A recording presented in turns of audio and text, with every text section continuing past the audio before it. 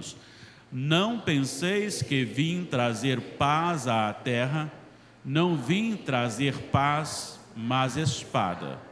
Pois vim causar divisão entre o homem e seu pai, entre a filha e a sua mãe, e entre a nora e sua sogra. Assim, os inimigos do homem serão os da sua própria casa. Quem ama seu pai ou sua mãe mais do que a mim, não é digno de mim. Quem ama seu filho ou sua filha mais do que a mim, não é digno de mim. E quem não toma a sua cruz e vem após mim, não é digno de mim. Quem acha a sua vida, perdê-la-á. Quem, todavia, perde a vida por minha causa, achá-la-á. Neste mesmo desejo de estar buscando o Senhor, e na mesma submissão da inspiração, agora submisso à iluminação, prepare o seu coração, peça ao Senhor para que revele Jesus como o maior tesouro da sua vida. Curva a cabeça mais uma vez e ore ao Senhor nesse sentido.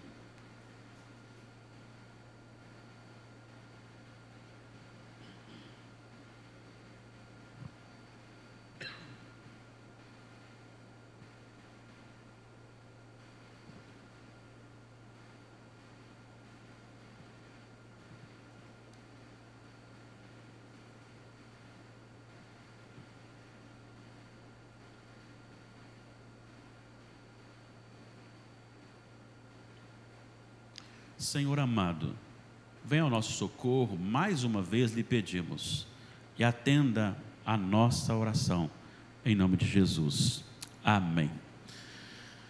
É muito comum você, principalmente na sua idade de adolescente, ter aquelas paixões que às vezes cegam a gente.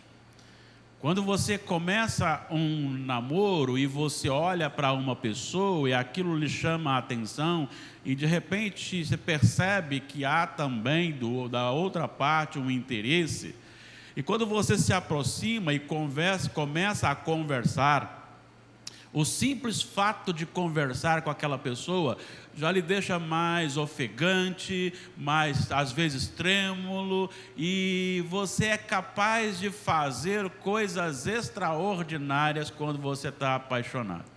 Todo mundo pode olhar assim, é feio, mas você olha e fala assim, não, é lindo.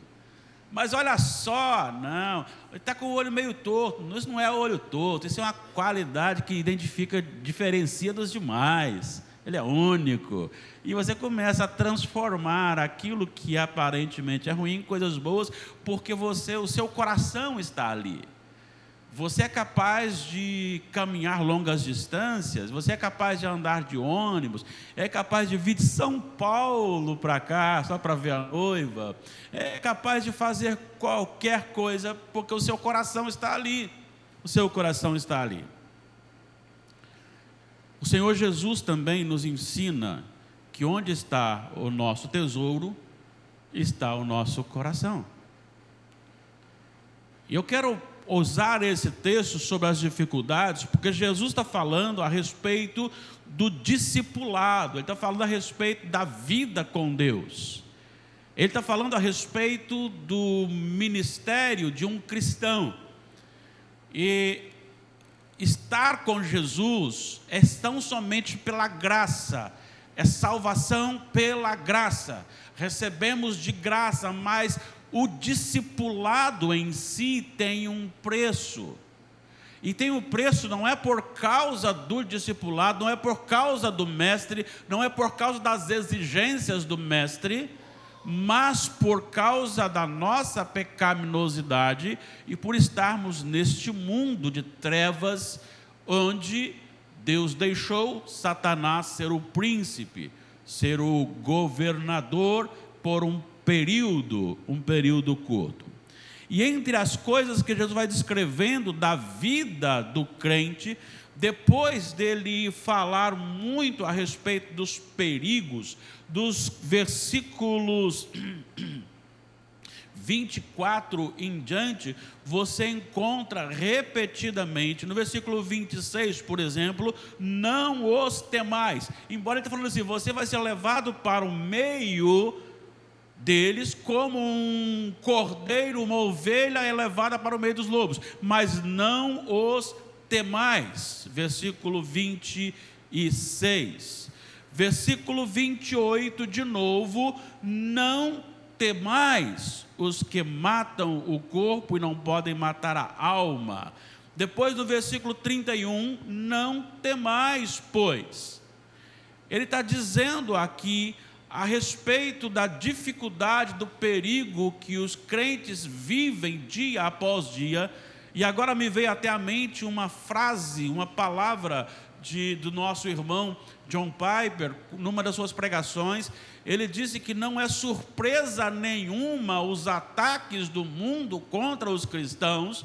Ele disse, não se assuste quando você for atacado no mundo por causa de Cristo. Assustador seria se você saísse e não fosse atacado. Porque é muito comum, diante da circunstância, você sair e ser alvejado por causa de Cristo. E é isso que Jesus trata agora aqui, dessas dificuldades, depois de ter falado, não temam aqueles que se levantam contra você, mas agora ele vai, de certa forma, mostrar não apenas um círculo mais próximo de dificuldade, mas o valor de Cristo em cima dessas dificuldades. E eu dividi esses versículos em 4 partes, e você está bem à vontade para participar comigo, por gentileza. A primeira parte são os versículos 34 e 35, que Jesus deixa claro o que acontece, ou qual a circunstância, as adversidades surgiram com a sua vinda. O que a sua presença neste mundo causará. E aí tem 2 coisas importantes. Ele fala, o príncipe da paz diz, eu não vim trazer paz à terra. É interessante isso. Não vim trazer paz, mas espada.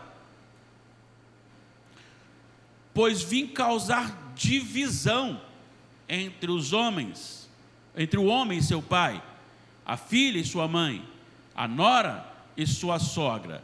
Aí ele cita Miqueias capítulo 7, versículo 6, assim os inimigos do homem serão os da sua própria casa. O que ele está dizendo com isto? Por que ele está falando a respeito disso?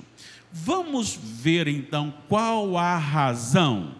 Primeiro, eu não vou pegar muitos textos, porque senão não daria tempo para a gente explorar, mas vamos aqui apenas em Romanos 3.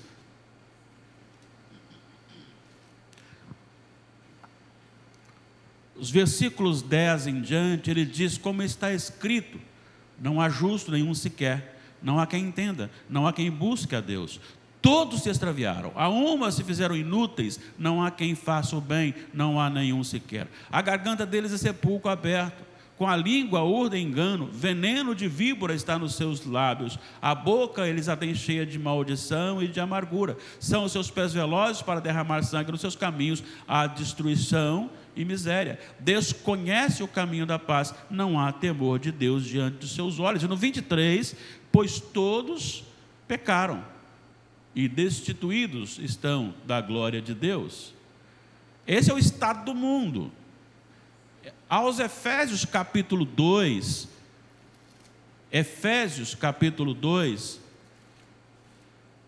o apóstolo Paulo fala que não apenas eles, mas nós éramos, e ele diz no versículo 3, Ou 2, os quais andastes outrora, segundo o curso deste mundo, segundo o príncipe da potestade do ar, do espírito que atua agora nos filhos da desobediência, entre os quais também todos nós outrora andamos, segundo as inclinações da carne, fazendo a vontade da carne e dos pensamentos, e éramos por natureza filhos da ira, como também os demais. Esse é o estado do mundo. Esse é o estado do mundo. João, capítulo 8, versículo 12, Jesus se apresenta da seguinte forma. De novo lhes falava Jesus dizendo: eu sou a luz do mundo.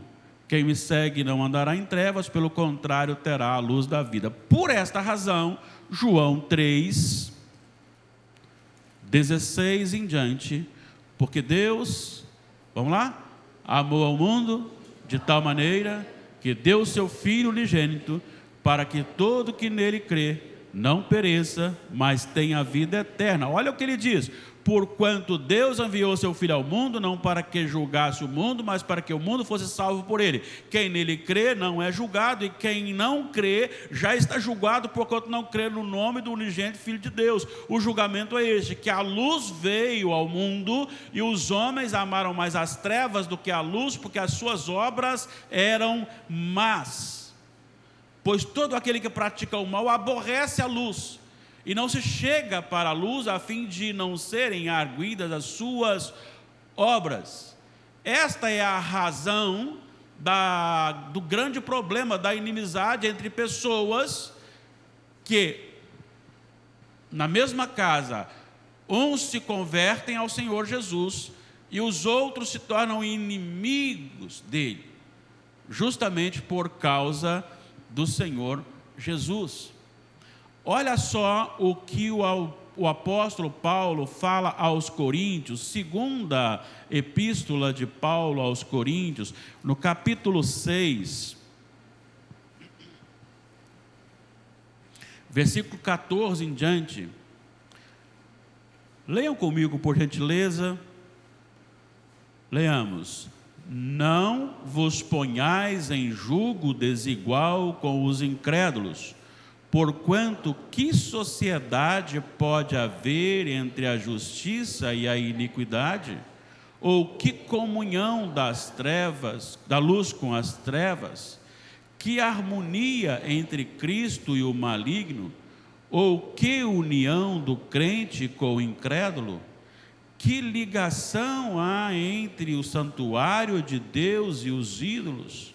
Porque nós somos santuário do Deus vivente, como Ele próprio disse: habitarei e andarei entre eles, serei o seu Deus, e eles serão o meu povo. Por isso, retirai-vos do meio deles, separai-vos, diz o Senhor, não toqueis em coisas impuras, e eu vos receberei. Serei vosso pai, e vós sereis para mim filhos e filhas, diz o Senhor Todo-Poderoso. Mas eu quero frisar a seguinte: pode haver qualquer ligação entre luz e trevas? Jesus e o maligno? Então, onde a pessoa se curva diante do Senhor, ele levanta inimizades. Essa divisão e a paz que Jesus traz não é esta paz, é a paz com Deus, é do relacionamento de um pecador condenado com um juiz santo que resolve o seu problema em Jesus. Mas esta salvação produz divisão, porque a pessoa não mais comungará da mesma linha de raciocínio, de palavras, de ações. E aí você tem dentro da própria casa, e Jesus deixando claro aqui: olha, a minha presença na sua vida terá consequências de divisão, de inimizade dentro da sua própria casa. Agora o versículo 37 Ele está dizendo aqui que se você não amar a Jesus sobre todas as outras coisas, principalmente sobre as pessoas mais chegadas, de grau parentesco, você não é digno dele. Então, o amor ao Senhor é superior ao seu amor pelos seus parentes, pela sua família. Quem ama seu pai ou a sua mãe mais do que a mim, não é digno de mim. Quem ama seu filho ou sua filha mais do que a mim, não é digno de mim. Veja bem, é uma crescente. Ele acabou de dizer o seguinte: se você estiver comigo, você terá problema em casa. Agora, se você optar por estar com eles, você não é digno de mim. A questão é que lugar Jesus ocupa no seu coração. Eu gostaria muito, até entendi a salvação, mas o meu pai não quer que eu aceite Jesus, então não vou aceitar por causa dele. Mas eu tenho Jesus. Não tem. Você não vai abandonar o seu pai, você não vai deixar de amar seu pai, você não vai desrespeitar o seu pai em outros aspectos, mas naquilo que ele ordenar para que você faça contrário a Jesus, sim, aí Jesus vem em primeiro lugar. Não é muito fácil você lidar com essa situação, porque nós amamos os nossos irmãos, nossos pais, nós amamos a nossa família. Todos aqui sentem saudade por pouco tempo, né? E lá em casa nós temos o meu sonho realizado, sempre foi, desde que Damares resolveu, aceitou, topou corajosamente a casar-se comigo. O meu sonho era que filho ou filhos estivessem lá em casa todo domingo para o almoço, em família. E por alguma razão, às vezes não acontece, e quando não acontece, aí tem alguém por aí que fica: está tão vazio hoje, está tão vazio. A gente sente falta porque a gente ama os da gente. Mas se esse amor pelos da gente for igual ou superior ao amor por Jesus, tem uma coisa errada. Então o amor a Jesus tem que estar acima deste amor familiar. Lembro-me de um fato de que uma família missionária pregando o evangelho num local proibido, e de repente então eles pegaram a família e disseram: olha, se vocês não pararem de falar sobre Jesus, nós vamos matar o seu filho. Era um adolescente, e o pai, com aquele amor todo por Jesus, mas também pelo filho, começou a gaguejar. E o filho, o adolescente, disse para ele: se o senhor negar a Jesus por minha causa, não é digno de ser meu pai. E eles mataram o adolescente.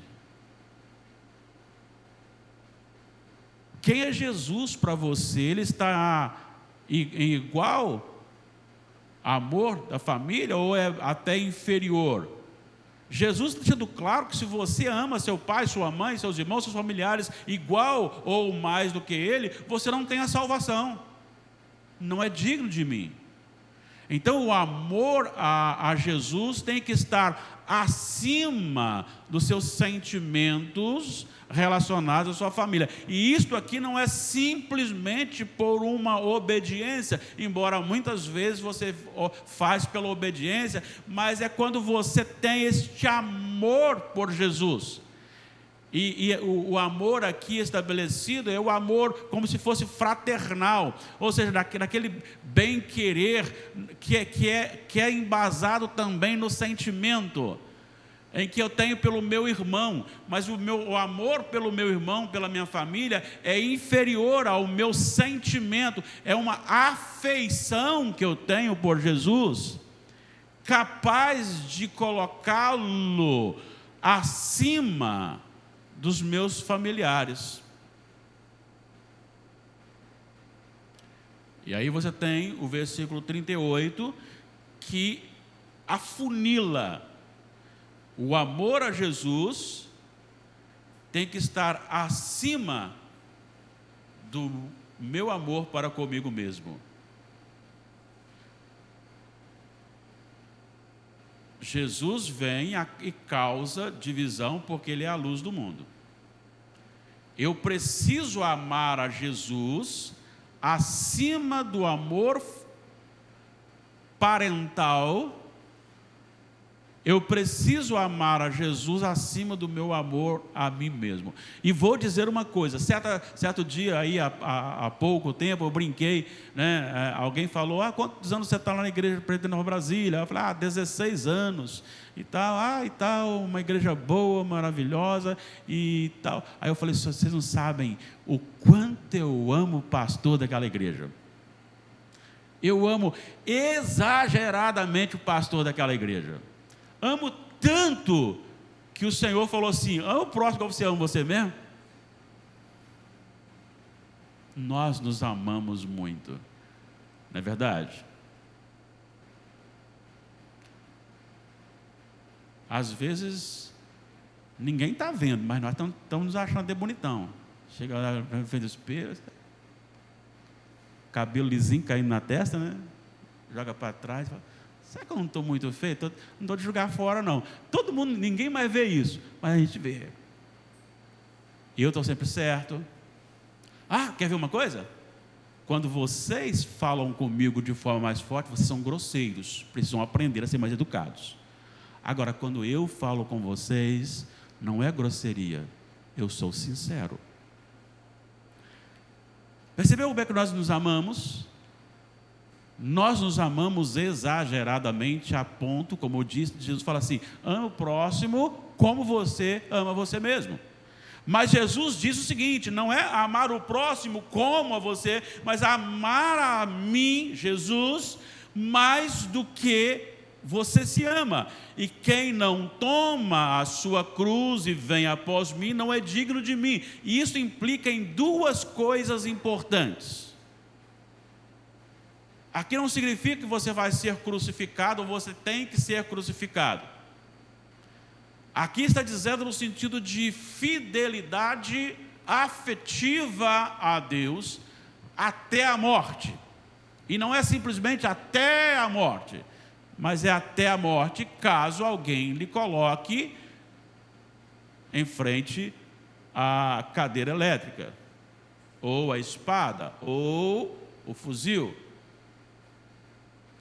Mas a primeira morte aqui é a morte simbólica, é a morte interior, da natureza. Porque, como eu disse, eu me amo exageradamente. Eu sempre justificarei as minhas ações, eu sempre buscarei satisfazer a mim mesmo, só que a maioria dos meus desejos, eles são, em determinado tempo da história, carnais. E como carnais, são contrários aos anseios espirituais.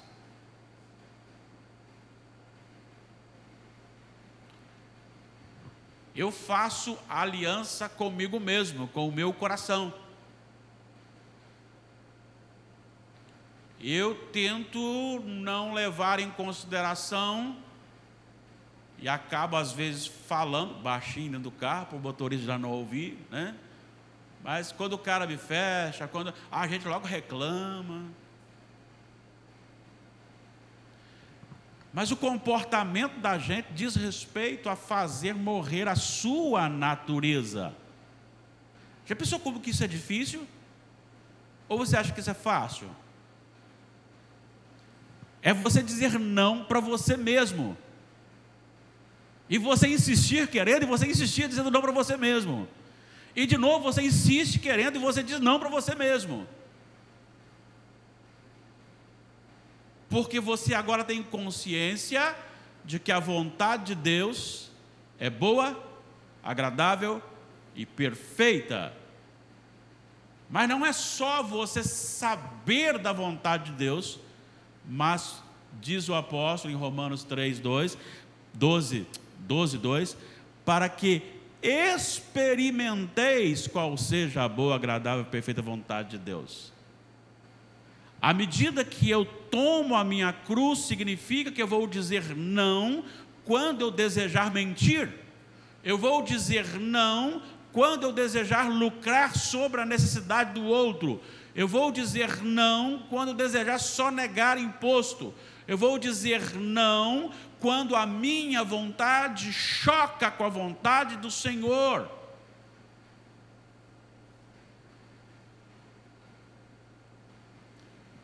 Tratar o coração. Por isso, sacrifício vivo. Mas você tem também aqui a literalidade da questão. A nossa igreja, se você não quer ir, então ore de uma vez para Deus começar a segurar, porque Deus vai levantar pessoas aqui para mandar para locais complicados. Não sei porque eu olhei para vocês não. Olhei para vocês dois aí. Mas assim, Deus vai levantar, nós estamos pedindo a isso. Pode ser Damares e eu, pode ser o William, a Natália e a Ana Júlia, e mais quem o Senhor der. Pode ser vocês que vão se casar, você já é casado. Eu sei que nós estamos orando para que a nossa igreja não simplesmente seja parceira, mas envie. Nós já temos 2 missionários. A família do Natanael, que lidera uma equipe junto com os ciganos, e o presbítero Anderson, lá junto com os peões, lá no rodeio. Nós temos 2 missionários, nós não temos parceria, nós temos 2 missionários, parceria com muitos outros, mas temos 2 missionários, e nós estamos orando para que a igreja cumpra a vontade de Deus. Vocês acham que eu gostaria que, se Deus levantasse o William, Natália e Ana Júlia para ir para um lugar tão distante e perigoso, eu gostaria disso? Não gostaria, mas eu oro que, se for para fazer, que Ele faça. E se for um caso de ir para um lugar que nunca mais nós os veremos? Nós veremos um dia. Nós veremos um dia. E aí, se caso eu morrer e eles conseguirem vir no meu sepultamento, eles vão fazer não precisa gastar dinheiro com coroa não, mas a frase não seja nunca a frase saudades eternas. Porque não é eterna, nós encontraremos em breve.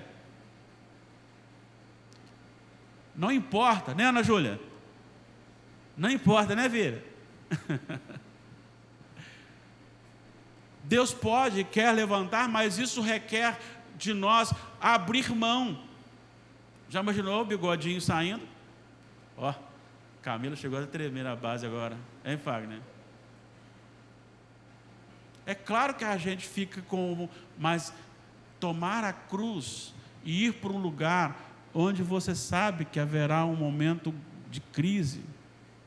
Li recentemente uma biografia de um missionário que foi para um local entre os antigos, né, entre os canibais, e alguém disse: olha, não vá, você ainda é jovem, e lá já mataram e fizeram para o almoço o outro missionário.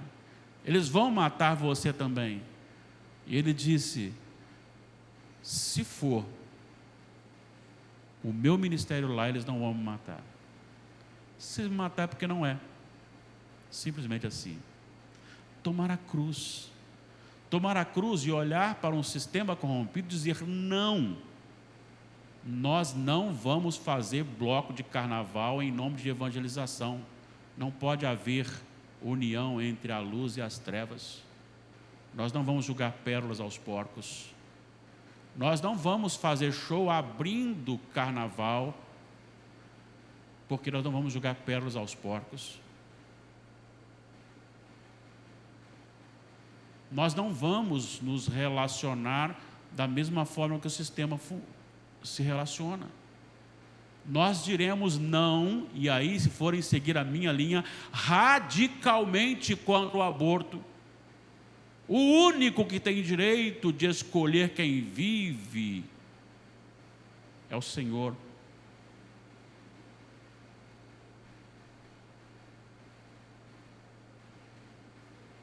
Tomar a cruz e seguir.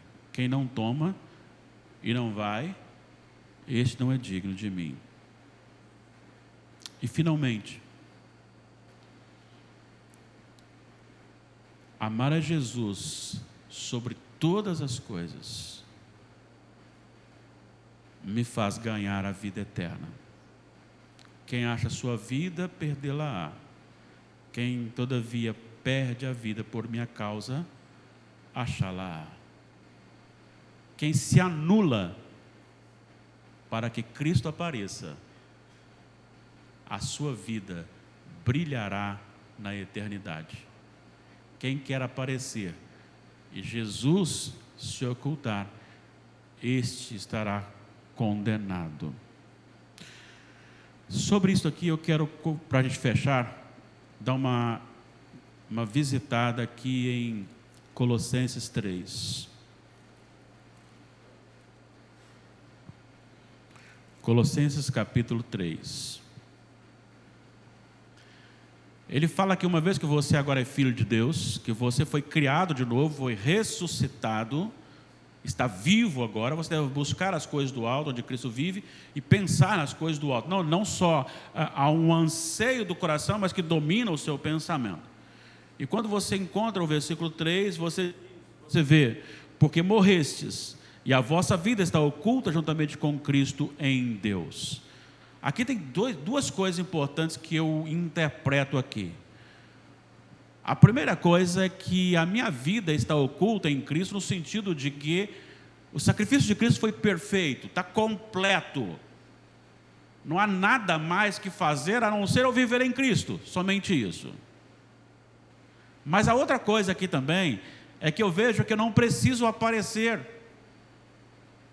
Eu não preciso chamar a luz para mim, olha para mim, olha para mim. Está vendo só como é que eu sou crente? Olha como é que eu estou pregando. Olha a igreja que eu estou pastoreando. Olha para mim, olha para... Não preciso disso. O meu ministério, vocês já perceberam, há 16 anos já perceberam isso, né? É local. Eu não sou aquele pastor conferencista. Eu não sou aquele pastor conhecido por muita gente. Eu sou mais aqui. Isso me faz falta? Não faz falta não. Porque esse é o meu ministério. Eu não preciso aparecer. E a minha vida tem que estar oculta em Cristo para que tudo aquilo que eu fale, ou melhor, pense, fale e faça, as pessoas vejam quem? Jesus. Então que a minha mente seja dominada pelo Senhor, que a minha boca seja dominada pelo Senhor, que as minhas mãos e pés dominados pelo Senhor. Assim, as pessoas olharão para mim e saberão que é impossível a mim fazer o que faço, e que só faço porque Cristo faz em mim.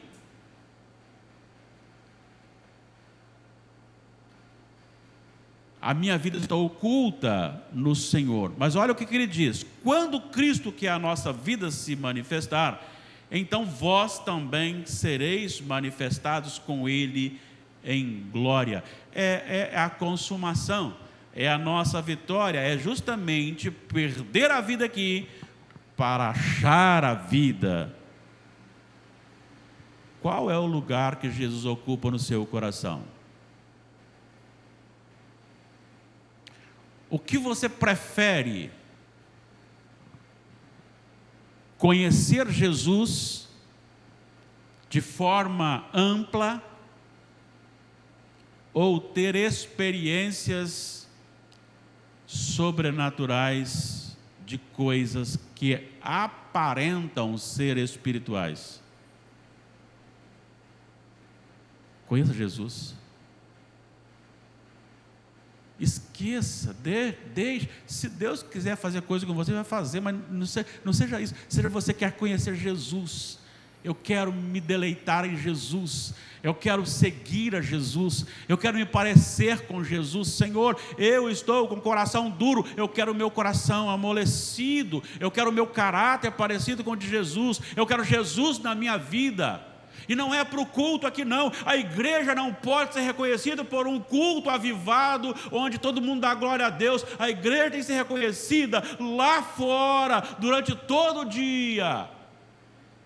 Quando você está enfrentando as dificuldades, é no trânsito, é em casa, é no trabalho, é no lazer, quando aquele chefe ou aquele empregado, quando aquele colega ou quem for, é ali que você tem que dizer assim: essa igreja aqui é avivada, porque vai relacionar-se como Jesus se relacionou. com as pessoas para a glória de Deus Pai. Quem é Jesus na sua vida? Primeiro, a vinda de Jesus promoverá adversidades entre as pessoas, porque Ele é luz e as pessoas são trevas. Segundo, o meu amor por Jesus tem que ser maior do que o meu amor parental ou pela minha família. Terceiro, o meu amor por Jesus tem que ser maior do que o meu amor por mim mesmo.